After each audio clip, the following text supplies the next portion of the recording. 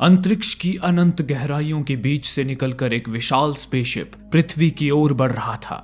न जाने किस ग्रह से आया वो एलियन स्पेसशिप पृथ्वी के करीब पहुंचकर अचानक कहीं गुम हो गया। अंटार्कटिका महाद्वीप, समय सन 1982। पृथ्वी के सबसे ठंडे महाद्वीप पर हड्डियां गला देने वाली सर्द लहरों के बीच एक हेलीकॉप्टर में सवार 2 नॉर्वेजियन आदमी दूरबीन से किसी की तलाश कर रहे थे। आखिरकार उनकी तलाश एक लाचार कुत्ते पर आकर खत्म हुई, जो बर्फीले मैदान में उन्हीं से अपनी जान बचाकर भाग रहा था। पायलट ने झट से उस कुत्ते की तरफ हेलीकॉप्टर घुमा दिया। अगले ही क्षण दूसरे आदमी ने अपनी राइफल से उस भागते कुत्ते को शूट करना शुरू कर दिया, लेकिन वो कुत्ता उसकी हर गोली से बचता हुआ बर्फीले मैदान में भागता जा रहा था। न जाने उस आदमी की उस मासूम कुत्ते से ऐसी क्या दुश्मनी थी कि उसने अब कुत्ते पर बॉम्ब गिराना भी शुरू कर दिया। वो कुत्ता किसी तरह बचते बचाते अमेरिका के उस रिसर्च बेस पर जा पहुंचा, जहां 12 अमेरिकी विशेषज्ञों की एक टीम अंटार्कटिका महाद्वीप के रहस्यों की खोज करने आई थी। हेलीकॉप्टर की आवाज सुनकर रिसर्च बेस पर काम कर रहे कुछ विशेषज्ञ जब अपने कैंप से बाहर निकले तो वो कुत्ता मदद की आस में एक विशेषज्ञ से जाकर लिपट गया। इतने में ही वो हेलीकॉप्टर भी रिसर्च बेस के करीब उतर गया। उसमें मौजूद उस आदमी के सिर पर जैसे खून सवार था। उसने बक्से से एक और बॉम्ब निकाला और उसे कुत्ते को थामे उन अमेरिकी विशेषज्ञों की ओर फेंकने के लिए जैसे ही अपना हाथ उठाया, तभी ठंड में कंप कपाते उसके हाथ से वो बॉम्ब छूटकर उसके पीछे हेलीकॉप्टर की तरफ जा गिरा और उस बॉम्ब के धमाके ने हेलीकॉप्टर के साथ साथ पायलट के भी परखच्चे उड़ा दिए। लेकिन अपने साथी की परवाह न करते हुए वो सनकी नॉर्वेजियन अपनी मूल भाषा में अमेरिकियों के आगे कुछ बड़बड़ाने लगा। हालांकि उसकी भाषा अमेरिकी टीम के सिर के ऊपर से गई। अगले ही पल उसने फिर से कुत्ते पर अंधाधुंध गोलियां बरसानी शुरू कर दी। इसी अफरा तफरी में उसकी एक गोली कुत्ते को संभाले उस अमेरिकी विशेषज्ञ के पैर को छूती हुई निकल गई, जिससे घबराकर सभी ने उस नॉर्वेजियन आदमी का रास्ता छोड़ दिया। वो आदमी पागलों की तरह गोलियां चलाता हुआ कुत्ते के पीछे भाग ही रहा था कि तभी कैंप की खिड़की से उस पर निशाना साधे अमेरिकी टीम के कमांडर ने अपनी बंदूक से उस आदमी की आंख ही फोड़ डाली, जिससे उस आदमी ने वहीं प्राण त्याग दिए। मामला ठंडा होते ही अमेरिकी रिसर्च टीम ने पता लगाया कि वे दोनों नॉर्वेजियन आदमी असल में नॉर्वेजियन रिसर्च टीम के सदस्य थे, जो उनकी तरह ही अंटार्कटिका के एक दूसरे हिस्से में रिसर्च करने आए थे। नॉर्वेजियन टीम में कुल 10 लोग थे, जिनमें से 2 तो अब मर चुके थे, पर आखिर वे दोनों उस मासूम कुत्ते को मारने पर क्यों तुले हुए थे? ये सवाल सारे विशेषज्ञों को परेशान कर रहा था। इस पर टीम के डॉक्टर ने अनुमान लगाते हुए कहा, हो सकता है इन दोनों ने किसी वजह से अपना मानसिक संतुलन खो दिया हो, और मुझे तो यह भी डर है कि कहीं पागलपन में इन्होंने अपने बाकी साथियों को भी ना मार दिया हो। लेकिन आखिर वे दोनों पागल हुए कैसे? डॉक्टर की ये जिज्ञासा उसे मन ही मन खाए जा रही थी। इस राज से पर्दा उठाने के लिए उनका नॉर्वेजियन रिसर्च बेस पर जाना जरूरी था। डॉक्टर ने देरी नहीं की और तुरंत पायलट मैक के साथ नॉर्वेजियन रिसर्च बेस की ओर रवाना हो गया। कुछ देर बाद वे दोनों जब वहां पहुंचे तो देखा कि पूरा रिसर्च बेस जलकर नष्ट हो चुका था।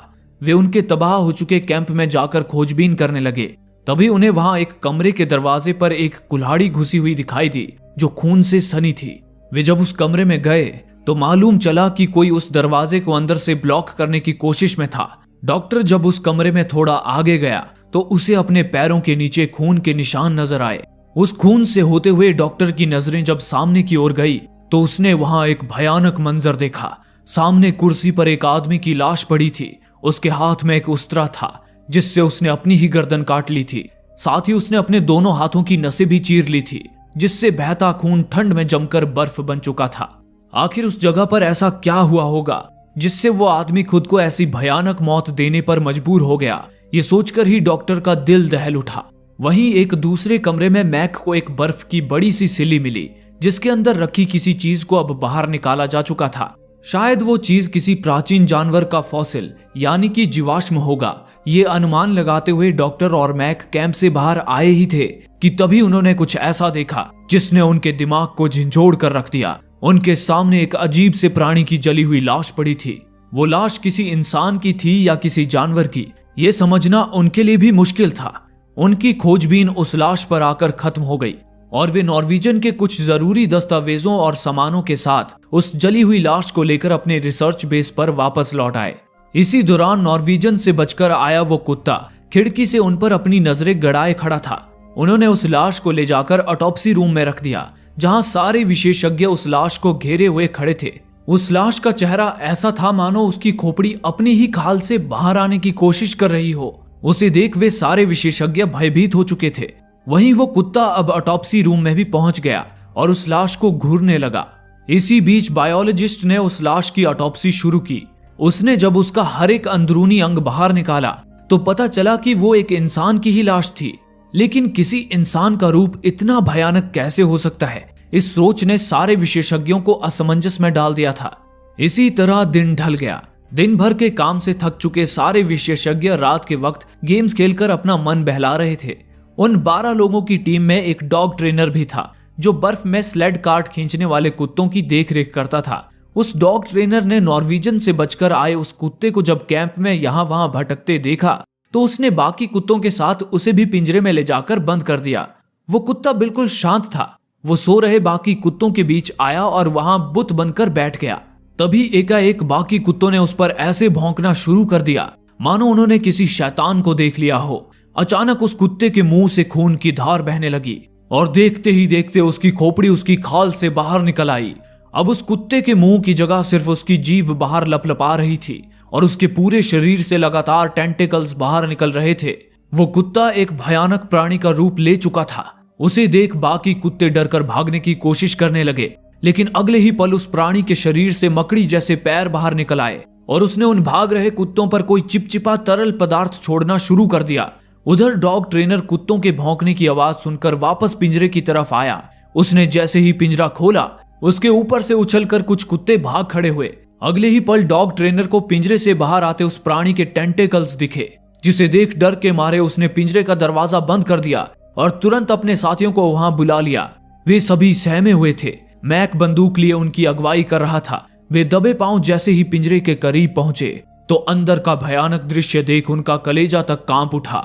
उन्होंने देखा कि वो प्राणी कुत्ते की खाल से पूरी तरह बाहर आ चुका था। उसका मुंह उसके पेट पर था और पैर उसके पिछले हिस्से पर। वो नर्क से जन्मे किसी प्राणी की तरह दिख रहा था। देखते ही देखते उसने अपने शरीर से टेंटिकल्स निकालकर उसे बाकी कुत्तों पर लपेटना शुरू कर दिया। ये देख मैक और कमांडर उस पर गोलियां बरसाने लगे, लेकिन उस प्राणी पर उनकी गोलियों का कोई असर नहीं हुआ। तभी उसके शरीर से 2 बड़े हाथ बाहर निकल आए और उन हाथों के सहारे वो छत से लटक गया। अब उसके शरीर पर हर जगह आंखें भी निकल आई थी। देखते ही देखते वो प्राणी और भी ज्यादा भयानक रूप लेता जा रहा था। तभी टीम का चीफ मैकेनिक फ्लेम थ्रोअर लेकर वहां आ पहुंचा और फ्लेम थ्रोअर से उस प्राणी को भून कर रख दिया। लेकिन इससे पहले कि वो प्राणी जलकर राख हो जाता, उन्होंने उसकी आग बुझा दी और उसकी जांच करने उसे उठाकर ऑटोप्सी रूम में ले आए। सारे विशेषज्ञ अब भी सदमे में थे, लेकिन उन्हें ये जानने की जिज्ञासा भी थी कि आखिर वो प्राणी है क्या चीज। इसका पता लगाने के लिए सीनियर बायोलॉजिस्ट ने उस प्राणी की चीरफाड़ शुरू की। वो ये देख घबरा गया कि उस प्राणी के पेट में एक और कुत्ता विकसित हो रहा था। सीनियर बायोलॉजिस्ट ने जब आगे की छानबीन की तो उसे उस प्राणी के बारे में एक हैरान कर देने वाली बात पता चली। उसने अपने साथियों को बताया, इस प्राणी के पेट में हमें जो कुत्ता मिला है, असल में वो कुत्ता नहीं बल्कि इस प्राणी द्वारा ही पैदा की हुई हमारे कुत्ते की एक नकल है। दरअसल हम सभी जीवों का शरीर सेल्स से मिलकर बना होता है। जब इस प्राणी ने हमारे कुत्ते पर हमला किया था तब ये अपने टेंटिकल से उस कुत्ते के सेल्स को अपने अंदर सोखता जा रहा था। साथ ही ये प्राणी अपने सेल्स से उस कुत्ते की एक नकल भी बनाता जा रहा था। अगर ये उस कुत्ते के सारे सेल्स को सोख लेता तो उस कुत्ते का अस्तित्व भी मिट जाता और ये प्राणी उस कुत्ते का रूप लेकर हमारे बीच आ जाता। लेकिन ये प्रक्रिया खत्म होने से पहले ही हमने इसे जला दिया। उस विचित्र प्राणी का ये दिल दहला देने वाला राज जानकर सारे विशेषज्ञ दंग रह गए। उनके मन में ये सवाल घर कर गया कि आखिर ये अजीब प्राणी नॉर्वेजियन रिसर्च टीम के पास आया कहां से था। इसका जवाब जानने के लिए वे लोग नॉर्वेजियन रिसर्च बेस में मिले वीडियो फुटेज देखने लगे। वीडियो में साफ दिख रहा था कि नॉर्वेजियंस बर्फ में दफन किसी बड़ी सी चीज को खोज करके अपनी कामयाबी का जश्न मना रहे थे। आखिर वो कौन सी बड़ी चीज उनके हाथ लगी थी जिसने आगे चलकर उनके जश्न को मातम में बदल दिया। इस रहस्य का पता लगाने मैक तुरंत असिस्टेंट मैकेनिक और जियोलॉजिस्ट के साथ उस जगह की ओर रवाना हो गया। वे हेलीकॉप्टर से वहां लैंड हुए। वहां उन्हें एक बड़ा सा गड्ढा दिखाई दिया। वे जब उस गड्ढे के करीब पहुंचे तो उस गड्ढे के अंदर देखकर वे तीनों आश्चर्यचकित रह गए। वे उस गड्ढे में एक विशाल एलियन स्पेसशिप देख रहे थे। उस स्पेसशिप की स्थिति को देखकर जियोलॉजिस्ट ने यह अंदाजा लगाया कि वो स्पेसशिप हजारों साल पहले उस जगह पर उतरा होगा। उसी जगह से थोड़ी दूरी पर उन्हें एक छोटा चौकोर गड्ढा भी दिखा। उस गड्ढे को देखकर मैक ने अनुमान लगाते हुए कहा, मुझे लगता है हजारों साल पहले उस स्पेसशिप से कोई एलियन जीव बाहर निकलकर इस जगह तक आया होगा, लेकिन वो अंटार्कटिका की कुल्फी जमा देने वाली ठंड में जम गया और उसी वक्त से अब तक वो बर्फ की एक सिल्ली में यहाँ दफन था। लेकिन बदकिस्मती से नॉर्वेजियंस ने बर्फ की सिल्ली में दफन उस एलियन जीव को ढूंढ निकाला और वे उस पर रिसर्च करने उसे बर्फ की सिल्ली समेत उठाकर अपने रिसर्च बेस पर ले गए। वहां पर उन्होंने उस एलियन को बर्फ से आजाद कर दिया होगा, लेकिन उनकी बदकिस्मती से वो एलियन दोबारा जीवित हो उठा और उसने उन नॉर्वेजियंस और उनके कुत्तों को अपने अंदर सोखकर उनका अस्तित्व ही मिटा दिया। शायद वही एलियन जीव कुत्ते का रूप लेकर अब हम तक आ पहुंचा है। ये पता चलते ही मैक और उसके साथी अपने रिसर्च बेस पर वापस लौट आए। वहां अब भी कुछ लोगों को इस बात पर यकीन नहीं हो रहा था कि कुछ देर पहले उनका सामना जिस प्राणी से हुआ था वो असल में दूसरे ग्रह से आया एक एलियन जीव था। इसी बीच उनका कुक एक फटी मैली टी शर्ट लेकर उस कमरे में दाखिल हुआ और उसे अंदर फेंकता हुआ बोला, ये किस नामुराद ने अपनी गंदी टी शर्ट मेरे किचन के सिंक में डाल रखी थी। हालांकि सिंक में किसी का फटा कपड़ा मिलना अजीब तो था, लेकिन किसी ने भी उस पर ध्यान नहीं दिया क्योंकि उनके दिमाग में उस वक्त उस एलियन जीव को लेकर कई सवाल घूम रहे थे। अब इस एलियन जीव के गहरे राज से पर्दा उठाने के लिए सबकी उम्मीदें सीनियर बायोलॉजिस्ट पर टिकी थी। कुछ ही देर बाद उसने उस कुत्ते के खून की जांच शुरू कर दी जिस पर उस एलियन कुत्ते ने हमला किया था। जांच के दौरान उसने देखा कि उस कुत्ते के खून में अब कुछ एलियन के सेल्स भी मौजूद थे। वो एलियन सेल्स बड़ी तेजी से कुत्ते के सेल्स को सोख रहे थे। साथ ही वो एलियन सेल्स कुत्ते के सेल्स का रूप भी ले रहे थे, यानी कि कुछ समय बाद वो कुत्ता भी एलियन कुत्ते में बदल जाएगा। सीनियर बायोलॉजिस्ट समझ गया कि अगर उस एलियन का एक भी सेल किसी जीवित इंसान या जानवर के अंदर चला जाए तो वो एक सेल ही उस इंसान या जानवर को अंदर ही अंदर पूरी तरह एलियन में बदल सकता था। सीनियर बायोलॉजिस्ट को अब ये डर सताने लगा कि उनके टीम मेंबर्स भी तो उस एलियन कुत्ते के संपर्क में आए थे। हो ना हो उस एलियन कुत्ते ने उनमें से किसी न किसी पर तो अपने सेल्स छोड़कर उन्हें भी इन्फेक्ट जरूर किया होगा। सीनियर बायोलॉजिस्ट ने जब कंप्यूटर पर इस पॉसिबिलिटी की जांच की तो कंप्यूटर का जवाब आया 75% चांस है कि उनके एक या एक से अधिक टीम मेंबर्स एलियन जीव से इन्फेक्टेड हैं। इसके बाद सीनियर बायोलॉजिस्ट ने कंप्यूटर से पूछा, अगर ये जीव अंटार्कटिका से निकलकर आबादी वाले इलाके में पहुंच गया तो क्या होगा। जवाब आया, वो एलियन लगभग 3 सालों में ही पृथ्वी पर मौजूद हर एक इंसान पर कब्जा करके पूरी मानव जाति का वजूद ही मिटा देगा। वो जवाब पढ़कर सीनियर बायोलॉजिस्ट डर से कांप उठा। उसने अपनी सुरक्षा के लिए ड्रॉर से एक बंदूक निकाल ली। उसके बाद उसने मीटीरियोलॉजिस्ट और रेडियो ऑपरेटर को एलियन के जले हुए अवशेषों को स्टोर रूम में रखकर उन्हें सील करने का काम सौंप दिया। जिसके बाद सारे लोग स्टोर रूम से अपना सामान खाली करने लगे। वहीं मैक जब उस स्टोर रूम में अपना सामान लेने पहुंचा तभी असिस्टेंट बायोलॉजिस्ट उससे कुछ जरूरी बात करने उसे अपने साथ ले गया। उनके जाते ही रेडियो ऑपरेटर भी स्टोर रूम की चाबी लेने कमांडर के पास चला गया। इस दौरान मीटीरियोलॉजिस्ट स्टोर रूम में उन एलियन के अवशेषों के साथ बिल्कुल अकेला था। वहीं कैंप के बाहर असिस्टेंट बायोलॉजिस्ट मैक के साथ एक ट्रक में बैठा था। उसने मैक को बताया, जब से सीनियर बायोलॉजिस्ट ने एलियन पर रिसर्च करना शुरू किया है तब से उनका बर्ताव कुछ बदल सा गया है। अब तो उन्होंने खुद को अपने कमरे में ही बंद कर लिया है। उनका ये अजीब बर्ताव देख मैं लैब से उनके रिसर्च नोट उठा लाया। असिस्टेंट बायोलॉजिस्ट ने वो रिसर्च नोट पढ़ना शुरू किया। ये एलियन जीव ब्रह्मांड के किसी भी जीव की नकल कर सकता है। ये एक ही समय में अनगिनत जीवों के रूप में हो सकता है। न जाने कितने ग्रहों पर कब्जा करने के बाद अब ये एलियन पृथ्वी के जीवों पर अपना कब्जा करने आया है। ये एलियन अंधेरे में अपना शिकार करता है। किसी भी जीव पर कब्जा करने के लिए इसे चाहिए कि वो जीव अकेला हो और इसके करीब हो। और सबसे चिंता की बात तो ये है कि हमारे स्टोर रूम में मौजूद एलियन के जले हुए अवशेषों में उनके सेल्स अब भी जीवित हैं। ये सुनकर मैक बेचैन हो उठा। उधर दूसरी ओर रेडियो ऑपरेटर चाबी लेकर जब स्टोर रूम में पहुंचा तो अपने सामने एक खौफनाक दृश्य देख उसका कलेजा ही मुंह को आ गया। उसने देखा एलियन के उन जले हुए अवशेषों से निकले टेंटिकल्स ने मीटीरियोलॉजिस्ट को पूरी तरह सोख लिया था और अब वो एलियन मीटीरियोलॉजिस्ट के रूप में ढलने की प्रक्रिया में था। ये देख रेडियो ऑपरेटर भागता हुआ बाहर गया और जल्दी से मैक और असिस्टेंट बायोलॉजिस्ट को वहां बुला लाया।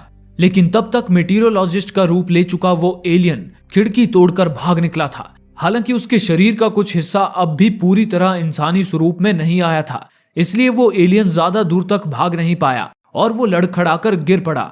जल्द ही मैक और उनके साथियों ने उसे चारों ओर से घेर लिया। उस एलियन के अविकसित हाथ किसी पेड़ के जड़ की भांति दिखाई दे रहे थे। अगले ही पल वो एलियन एक अजीब सी आवाज में चीखने लगा, मानो वो उन्हें खुद से दूर जाने की धमकी दे रहा हो। पर तभी मैक ने पेट्रोल डालकर उस एलियन को आग के हवाले कर दिया। उसके बाद मैक और उसके साथी देर न करते हुए बाकी एलियन के अवशेषों को भी स्टोर रूम से बाहर ले आए और उसे जलाकर बर्फ में दफन करने लगे। इस दौरान वहां सारे विशेषज्ञ मौजूद थे, लेकिन सीनियर बायोलॉजिस्ट कहीं गायब था। एलियन के सारे अवशेषों का सफाया करने के बाद जब बाकी विशेषज्ञ कैंप के अंदर चले गए, तभी मैक ने सीनियर बायोलॉजिस्ट को हेलीकॉप्टर से निकलकर कैंप की तरफ भागते देखा। जब मैक हेलीकॉप्टर के पास गया तो देखा कि सीनियर बायोलॉजिस्ट ने हेलीकॉप्टर के सारे पुर्जे गायब कर दिए थे। तभी कैंप के अंदर से आती चीखें सुनकर मैक जब भागता हुआ कैंप के अंदर पहुंचा तो देखा कि सीनियर बायोलॉजिस्ट बौखलाया हुआ एक कुल्हाड़ी से उनके कम्युनिकेशन सिस्टम को नष्ट कर रहा था। न जाने उस पर कौन सा पागलपन सवार था कि जब भी कोई उसके करीब जाता तो वो पागलों की तरह उस पर गोलियां चलाने लगता। यहाँ तक कि उसने रेडियो ऑपरेटर को भी चोटिल कर दिया था। इसी बीच मैकेनिक ने मैक को बताया कि सीनियर बायोलॉजिस्ट ने उनके सारे ट्रक्स के पार्ट भी गायब कर दिए हैं और साथ ही उसने कार्ड खींचने वाले सारे कुत्तों को भी मौत के घाट उतार दिया है। ये सुनकर मैक चकित रह गया। तभी सीनियर बायोलॉजिस्ट के बंदूक की गोलियां खत्म हो गई। तब मौका पाकर मैक और बाकी लोगों ने उसे धर दबोचा और उसे टूल्स रखने वाले कमरे में कैद कर दिया। सुबह तक सीनियर बायोलॉजिस्ट शांत हो चुका था, हालांकि अभी भी उसके माथे पर परेशानी की शिकन साफ नजर आ रही थी। उसने मैक से कहा, मुझे एक बात मन ही मन खाए जा रही है। न जाने वो एलियन अब तक हमारी टीम के कितने मेंबर्स का रूप ले चुका होगा। मुझे डर है कि वो एलियन यहाँ से निकलकर आबादी वाले क्षेत्रों तक पहुंचने की फिराक में है। इसलिए मैंने सारे व्हीकल्स को नष्ट कर दिया ताकि वो एलियन इस जगह से दूर न जा पाए। बायोलॉजिस्ट ने मैक से आगे कहा, तुम डॉग ट्रेनर पर कड़ी निगरानी रखना, क्योंकि डॉग ट्रेनर ही सबसे ज्यादा समय उस कुत्ते के रूप में आए एलियन के साथ था। सीनियर बायोलॉजिस्ट की बातों ने अब मैक के दिमाग में भी शक के बीज बो दिए थे। वो बाहर आया और अपने बाकी साथियों को भी इस खतरे से सतर्क किया। उसने डॉक्टर से पूछा, क्या कोई ऐसा तरीका है जिससे हम ये पता लगा पाएं कि हम में से कौन एलियन है और कौन इंसान? इस पर डॉक्टर ने थोड़ा सोच विचार कर कहा, अगर हम टीम के हर एक सदस्य के खून को शुद्ध खून से मिलाएं तो हम में से जो भी एलियन होगा उसका खून शुद्ध खून के साथ कोई रिएक्शन तो जरूर दिखाएगा। इस तरीके से हम ये जान सकते हैं कि हम में से कौन एलियन है। खुशकिस्मती से ये टेस्ट करने के लिए उनके लैब में खून के ढेर सारे पैकेट्स मौजूद थे। कुछ देर बाद जब डॉक्टर खून के पैकेट्स लेने लैब में गया तो देखा कि किसी ने वो सारा खून जमीन पर बहा दिया था। ये देख डॉक्टर ने तुरंत बाकी लोगों को भी वहां बुला लिया। इस घटना के बाद तो मैक को यकीन हो गया कि उनके बीच कोई ना कोई एलियन तो जरूर था, जिसने अपना भांडा फूटने से बचाने के लिए ही सारा खून बहा दिया था। उसका सारा शक डॉक्टर और कमांडर पर था, क्योंकि ब्लड स्टोरेज की चाबी सिर्फ उन दोनों में से ही किसी एक के पास रहती थी। शक से घिरे कमांडर और डॉक्टर खुद को निर्दोष साबित करने में लगे थे कि तभी इस सबसे भयभीत हो चुका रेडियो ऑपरेटर वहां से भागा और उन दोनों को मारने के लिए बंदूक तैयार करने लगा। लेकिन इससे पहले कि वो बंदूक में गोलियां भर पाता, कमांडर ने वहां आकर उस पर ही अपनी बंदूक तान दी। तभी मैक के शांति से समझाने पर रेडियो ऑपरेटर ने बंदूक नीचे कर दी और कमांडर ने भी शक के घेरे में होने के कारण लीडरशिप छोड़ते हुए अपने हथियार डाल दिए।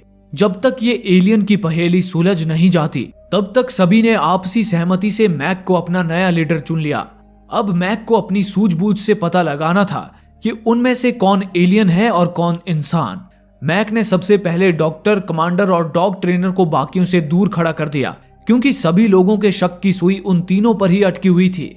उन्होंने उन तीनों को एक कमरे में ले जाकर बांध दिया और उनकी निगरानी करने लगे। इस दौरान मैक उस एलियन के बारे में पता चली सारी जानकारियों को रिकॉर्ड कर रहा था। तभी उसका ध्यान उस कपड़े पर गया जो कुक को सिंक पर मिला था। उसे देख मैक ने ये अंदाजा लगाया कि एलियन ने जिसके भी शरीर को सोखकर उसका रूप लिया होगा वो उसके कपड़े को सोख नहीं पाया होगा और उसने उसके फटे हुए कपड़े वहीं फेंक दिए होंगे। लेकिन वो कपड़ा इतना मैला कुचैला था कि उससे ये पता लगाना मुश्किल था कि वो कपड़ा है किसका। दूसरी ओर असिस्टेंट बायोलॉजिस्ट भी सीनियर बायोलॉजिस्ट के एलियन पर किए रिसर्च को समझने की कोशिश में लगा था। तभी अचानक उसके कमरे की बत्ती गुल हो गई। वो कैंडल जलाकर कमरे से बाहर आ ही रहा था कि तभी उसे दरवाजे से गुजरता किसी का साया नजर आया। असिस्टेंट बायोलॉजिस्ट डरा सहमा उस साए का पीछा करते हुए जब कैंप से बाहर आया, तभी उसे बर्फ में पड़ा ठीक वैसा ही फटा कपड़ा मिला जैसा कि एलियन किसी के शरीर पर कब्जा करने के बाद छोड़ जाता था। वो कपड़ा किसी और का नहीं बल्कि मैक का ही था। असिस्टेंट बायोलॉजिस्ट को कैंप से बाहर गए अब काफी समय बीत चुका था। बाकी टीम को उसकी चिंता होने लगी। तब मैक ने उनसे कहा, मैं असिस्टेंट बायोलॉजिस्ट को ढूंढने जा रहा हूँ, कुक और रेडियो ऑपरेटर भी मेरे साथ चलेंगे। ये कहकर मैक उन दोनों को लेकर बाहर आ गया। बाहर बर्फीला तूफान धीरे धीरे विकराल रूप लेता जा रहा था।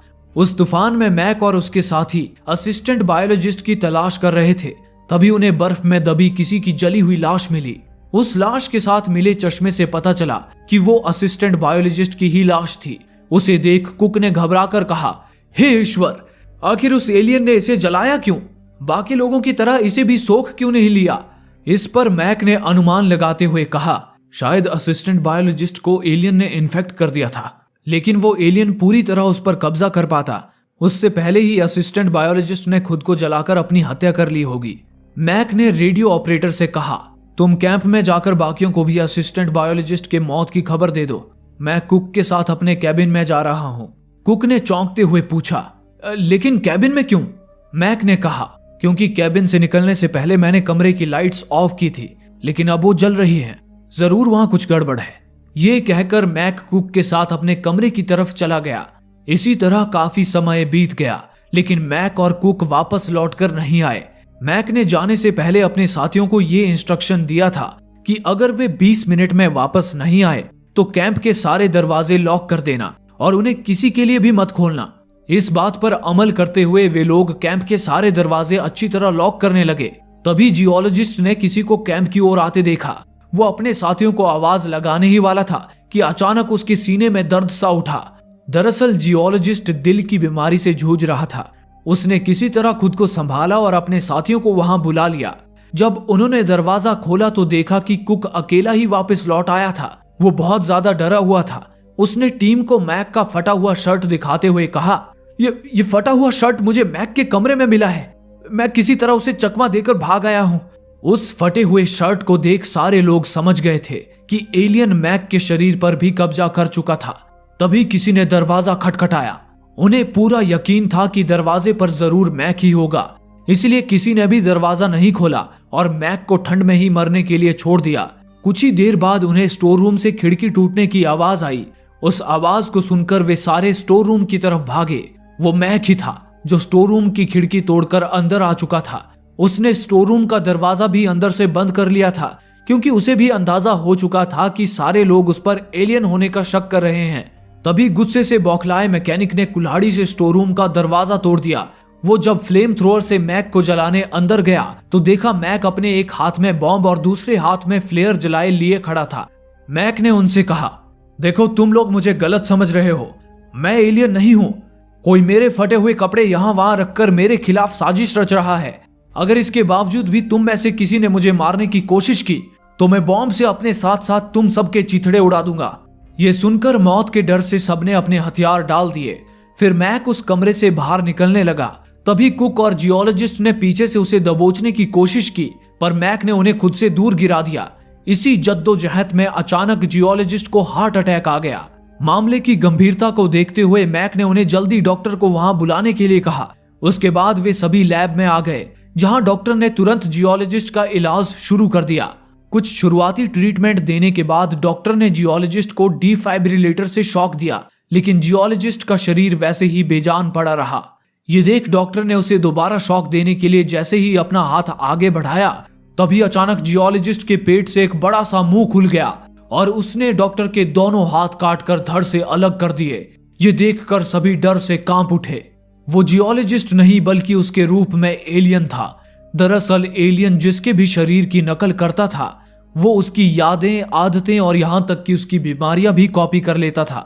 जैसे कि उसने जियोलॉजिस्ट के दिल की बीमारी को भी कॉपी कर लिया था। हार्ट अटैक के बाद जब डॉक्टर ने एलियन को शॉक देने की कोशिश की थी, तब एलियन को लगा था कि डॉक्टर उस पर हमला करने वाला है, इसीलिए उसने डॉक्टर पर जवाबी हमला करने के चक्कर में अपना भेद खोल दिया था। अगले ही पल उसके पेट से जियोलॉजिस्ट का एक और सिर बाहर निकला और गुर्राने लगा। ये देख मैक ने बिना देरी किए उसे फ्लेम थ्रोअर से भूनकर राख कर दिया। लेकिन तभी उस जियोलॉजिस्ट का दूसरा सिर धड़ से अलग होकर केंकड़े में बदल गया और वो बचकर भागने की कोशिश करने लगा, लेकिन मैक ने फ्लेम थ्रोअर से उसका भी काम तमाम कर दिया। इस घटना के बाद टीम के सारे सदस्यों का शक एक दूसरे पर और गहरा हो गया था। तभी मैक ने रेडियो ऑपरेटर और असिस्टेंट मैकेनिक से सभी को बांधने के लिए कहा ताकि वो उनकी जांच कर सके, लेकिन वे सब तो मैक को ही एलियन समझ रहे थे। इसी बात पर उनमें झगड़ा शुरू हो गया। इसी बीच मौका पाकर डॉग ट्रेनर ने मैक को चाकू से मारने की कोशिश की, लेकिन मैक ने अपनी बंदूक से उसका ही भेजा उड़ा दिया। ये देख सारे लोग सन्न रह गए। फिर मैक के कहने पर रेडियो ऑपरेटर ने सारे लोगों को कुर्सी से बांध दिया। साथ ही उसने मर चुके डॉक्टर और डॉग ट्रेनर को भी टेबल से बांध दिया। एलियन का पर्दाफाश करने के लिए मैक के पास एक तरकीब थी। दरअसल जियोलॉजिस्ट की खोपड़ी को केंकड़े का रूप लेता देख मैक समझ चुका था कि एलियन का हर एक अंग किसी अलग जीव का रूप ले सकता था। यहाँ तक कि उसके खून का एक टिश्यू भी एक अलग जीव में बदल सकता था। अगर इनमें से एलियन के किसी भी अंग या खून पर हमला किया जाए तो वे खुद को बचाने की कोशिश जरूर करेंगे। इस बात को ध्यान में रखते हुए मैक ने रेडियो ऑपरेटर से बारी बारी सबके खून के सैंपल्स मंगवाए। फिर उसने एक तार को गर्म करके सबके खून के सैंपल्स को जलाना शुरू किया। मैक का आइडिया ये था कि उनमें से अगर कोई एलियन हुआ तो उसका खून गर्म तार के साथ कोई प्रतिक्रिया जरूर दिखाएगा। इस तरह मैक ने पहले रेडियो ऑपरेटर का खून चेक किया। खुशकिस्मती से उसका खून सामान्य था। फिर उसने मरे हुए डॉक्टर, डॉग ट्रेनर और साथ ही अपना खून भी चेक किया। उन तीनों के खून में कोई भी प्रतिक्रिया नहीं हुई। ये देख मैकेनिक और कमांडर को मैक का ये आइडिया बेतुका लगने लगा। लेकिन जब मैक ने असिस्टेंट मैकेनिक के खून में गर्म तार डाला तभी उसका खून किसी जीव की भांति उछलकर भागने लगा। मतलब साफ था, असिस्टेंट मैकेनिक भी एलियन ही था। अब जब एलियन का भांडा फूट गया था तो वो असिस्टेंट मैकेनिक का रूप छोड़कर बाहर आने लगा। ये देख उसके साथ बंधे बाकी लोग डर के मारे चीखने लगे। बदकिस्मती से उसी वक्त मैक का फ्लेम थ्रोअर भी जाम हो गया। अगले ही पल वो एलियन छत से लटक गया। रेडियो ऑपरेटर हिम्मत करके जब उसे जलाने गया तो वो एलियन एकाएक उसके सामने आ खड़ा हुआ और उसे अपने बड़े से मुंह में डालकर साबुत ही निगलने लगा। उसने रेडियो ऑपरेटर को लहूलुहान करके दूर फेंक दिया। अब इससे पहले कि वो एलियन बाकी लोगों के करीब आता, खुशकिस्मती से उसी वक्त मैक का फ्लेम थ्रोअर काम कर गया और उसने एलियन को जलाकर राख कर दिया। इसी दौरान एलियन से इन्फेक्ट हो चुका रेडियो ऑपरेटर भी एलियन में बदलने लगा था, पर वक्त रहते मैक ने उसे भी आग से भूनकर रख दिया। अब कैंप में मैक के अलावा केवल कुक, मैकेनिक और कमांडर ही बचे थे। मैक ने जब उन तीनों का भी खून चेक किया तो उनका खून भी सामान्य था। उनका एक दूसरे से शक दूर हो चुका था, इसलिए मैक ने तीनों को आजाद कर दिया। अब सिर्फ सीनियर बायोलॉजिस्ट ही था जिसका खून टेस्ट करना बाकी था। सीनियर बायोलॉजिस्ट अब भी टूल्स वाले रूम में कैद था। मैक, कुक और कमांडर के साथ उसका भी खून टेस्ट करने जाने लगा।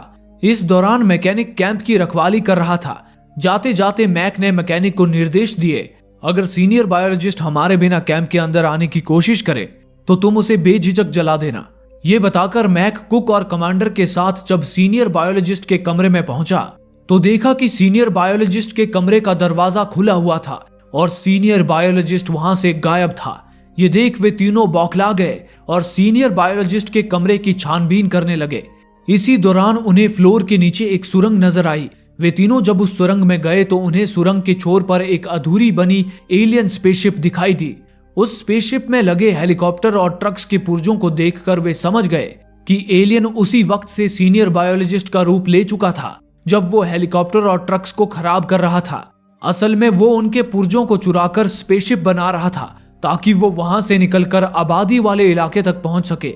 इसी छानबीन के दौरान उन्होंने देखा कि मैकेनिक कैंप से निकलकर बाहर की तरफ भाग रहा था। कुछ ही देर बाद पूरे रिसर्च बेस की बिजली गुल हो गई। मैक को पूरा यकीन था कि यह काम सीनियर बायोलॉजिस्ट का रूप ले चुके एलियन का ही होगा। मैक ने अपने साथियों से कहा, अगले 6 घंटों में यहाँ भयंकर बर्फीला तूफान आने वाला है जिससे तापमान 0 से भी कम हो जाएगा और अगर बिजली नहीं रही तो बिना हीटर के हम सब ठंड में मर जाएंगे। लेकिन वो एलियन ठंड को झेल सकता है। वो एलियन यही चाहता है कि हमारे मरने के बाद वो सीनियर बायोलॉजिस्ट का रूप लिए ठंड में जम जाए और लंबे समय तक सोया रहे ताकि जब हमारे बचाव दल यहाँ पहुंचे तो वो उस एलियन को सीनियर बायोलॉजिस्ट समझकर अपने साथ ले जाएं। और अगर एक बार वो एलियन आबादी वाले इलाके में पहुंच गया तो वो हर एक इंसान पर कब्जा करके पूरी पृथ्वी को हथिया लेगा।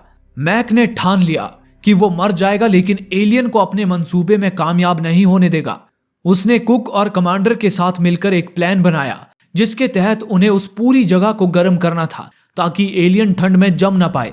उन्होंने पहले तो उस एलियन शिप को सुरंग के साथ बॉम्ब से उड़ा दिया, फिर रिसर्च बेस के सारे कैबिन्स को आग के हवाले करके अंत में वे तीनों रिसर्च बेस के तहखाने में जा पहुंचे और वहां TNT बॉम्ब फिट करने लगे। वे तीनों अलग अलग जगहों पर बॉम्ब फिट कर रहे थे। तभी अचानक सीनियर बायोलॉजिस्ट का रूप लिए वो एलियन कमांडर के पीछे आ खड़ा हुआ। एकाएक एलियन ने अपने हाथ कमांडर के चेहरे में घुसा दिए और उसे अपने अंदर सोखता हुआ खींचकर अपने साथ ले गया। उसकी आहट पाकर वहां थोड़ी दूर मौजूद कुक डरा सहमा उस आहट के पीछे चला गया। इधर बॉम्ब को ट्रिगर से जोड़ रहे मैक को भी थोड़ी दूर से आती कुछ आवाजें सुनाई दी। खतरे को भांपकर उसने तुरंत अपने हाथ में रखे बॉम्ब की बत्ती जला दी। तभी एकाएक जमीन को फाड़ती कोई चीज तेजी से उसकी तरफ बढ़ने लगी। मैक तुरंत उसके रास्ते से दूर कूद पड़ा, जिससे उसका बॉम्ब भी उसके हाथ से छूटकर दूर जा गिरा। अगले ही पल एक दैत्याकार एलियन जमीन फाड़कर बाहर निकल आया। उस एलियन का आधा सिर सीनियर बायोलॉजिस्ट का था और आधा एक खूंखार जानवर का। तभी उसके पेट को फाड़कर एक बिना खाल का कुत्ता बाहर निकला। उसे देख डर के मारे मैक की आत्मा तक कांप उठी। इससे पहले कि वो एलियन बाकियों की तरह मैक को भी अपने अंदर सोख लेता, मैक ने अपना जलता हुआ बॉम्ब उस पर दे मारा और वहां से भाग निकला। इसी के साथ एक भयंकर धमाका हुआ और एलियन के साथ साथ वो पूरा रिसर्च बेस जलकर खाक हो गया। खुशकिस्मती से मैक उस धमाके से बच निकला। वो अपनी शराब की बोतल लेकर एक कोने में बैठ गया। तभी मैकेनिक, जो अब तक गायब था, वो अचानक फ्लेम थ्रोअर लेकर मैक के सामने आ खड़ा हुआ। मैक ने उससे पूछा, तुम अब तक कहां थे? इस पर मैकेनिक ने बताया, कुछ देर पहले मुझे सीनियर बायोलॉजिस्ट बाहर भागता हुआ दिखा था। उसका पीछा करते हुए मैं बेस कैंप से बाहर चला गया, लेकिन मैं तूफान में गुम हो गया था। खुशकिस्मती से यह धमाका मुझे रास्ता दिखाते हुए यहाँ वापस ले आया। हालांकि उन दोनों को ही एक दूसरे पर एलियन होने का शक था, लेकिन उनमें इतनी हिम्मत नहीं बची थी कि वे एक दूसरे का भेद खोल पाएं। वैसे भी आग के बुझते ही वे दोनों ठंड में जम जाने वाले थे, इसलिए उन्होंने वहां से भागने की कोशिश भी नहीं की। वे बस शराब के घूंट लगाते हुए मौत के इंतजार में वहीं बैठे रहे।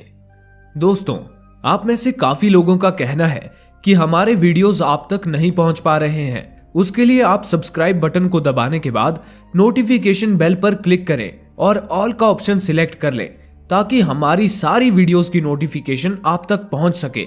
धन्यवाद।